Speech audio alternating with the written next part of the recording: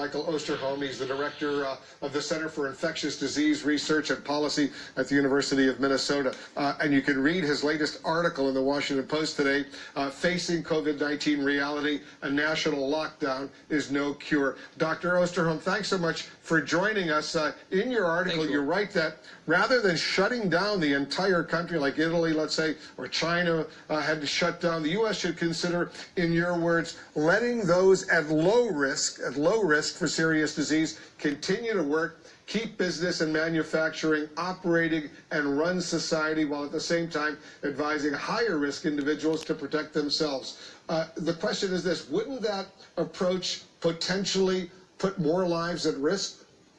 You know, at the end of the day, well, all of us are at risk for what maybe many months to come. Even right now in China, Singapore, Korea, we're already seeing, as the restrictions are lifted, these efforts to limit any kind of human contact, we're starting to see a resurgence in cases. And so what we know is that this will likely continue to burn through the population for another 12 to 18 months, or until we get a vaccine. So what we need to look at is surely dealing with the surges that we're seeing now in New York, Seattle. Those are crisis situations we need to deal with now and to try to dampen. But if we could hold down cases for 18 months, it would mean we'd have to lock down the country for 18 months. And what we don't have right now is a national strategy. I don't know what it is. My colleagues don't know what it is. And I think what we're talking about is how do we get through the next 18 months until hopefully we can have a vaccine that will then be the end of the day answer.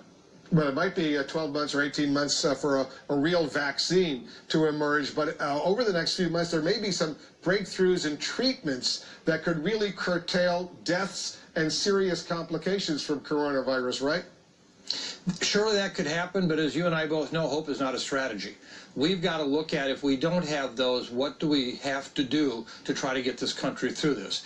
You know, frontline healthcare workers, I believe, are going to be the real heroes of this entire event. Right now, we are going to run out of masks, the kind that we need to protect those healthcare workers with. I, for one, don't believe the Defense Production Act really makes a difference, because you can't suddenly gear up and make a ventilator. You can't suddenly make N95 respirators. You know, people who make mousetraps can't make cathedrals overnight. They could do it over years. Don't forget, in World War II, after the U.S. fleet was destroyed in Pearl Harbor, it took us 3.5 years before we restored that. We will not see a lot of new items coming forward from new production. It's what we'll have to deal with. So we've got to figure a strategy out of how we're going to get through this, literally, for the next 18 months. Well, let me get it's not shutting down. You've been an expert on infectious disease for a long time. Years ago, you warned of a pandemic potential here in the United States. So tell our viewers right now, Dr. Osterholm, what are the two or three things most important you would like to see the President of the United States do? First of all, number one, no more happy talk. Stop it. Tell the truth. Tell what we're going to face. We are going to run out of masks and respirators in the next few weeks. We will not have nearly enough. Healthcare workers will be exposed. They will get sick and they will die. So we need to figure out what we can do to minimize that. Number two, don't make promises you can't keep. You know, the idea that companies come forward and help, everybody wants to help. But again, if you don't have the machinery already in place, you don't have the skill set, you're not going to make new equipment that